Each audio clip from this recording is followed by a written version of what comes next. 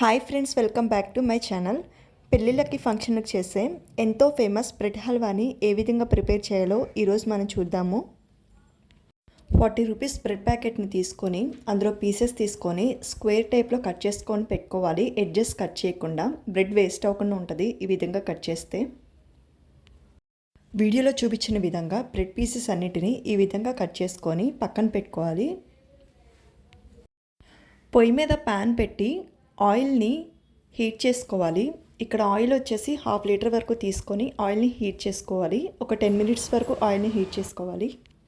Oil heat అయిన తర్వాత bread pieces అన్నిటిని ఆయిల్లో వేసి గోల్డెన్ బ్రౌనిష్ కలర్ వచ్చే వరకు ఆయిల్లో డీప్ ఫ్రై చేసుకోవాలి.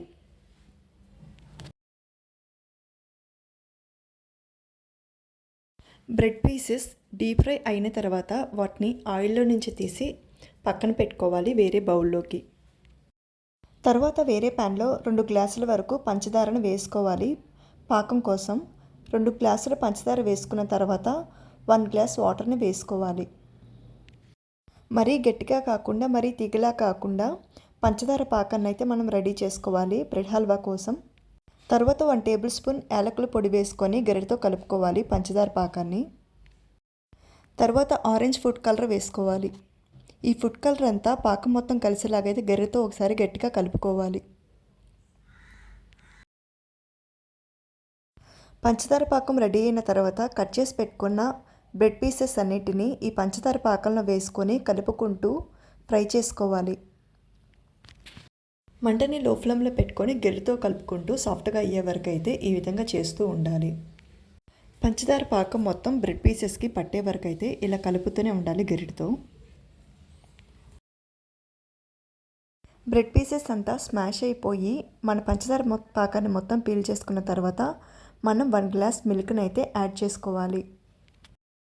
1 గ్లాస్ వాటర్ యాడ్ చేసుకున్న తర్వాత ఈ బ్రెడ్ అంతటికి ఈ మిల్క్ కలిసేలాగైతే గరిటతో మొత్తాన్ని కలుపుకోవాలి. మన బ్రెడ్ పీసెస్ని వేయించుకున్న కళాయిని తీసుకొని అందులో నెయ్యిని వేసుకొని కరిగించుకోవాలి. నెయ్యి కరిగిన తర్వాత అందులోకి జీడిపప్పుని వేసుకొని వేయించుకోవాలి.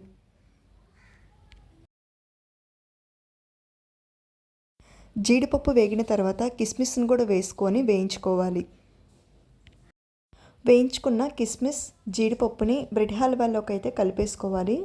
మొత్తం యాడ్ చేసుకున్న తర్వాత బ్రెడ్ హల్వా అంతా ఒకసారి కలుపుకుంటే గరిటతో మనకెంతో కావలసిన బ్రెడ్ హల్వా అయితే రెడీ అయిపోతుంది.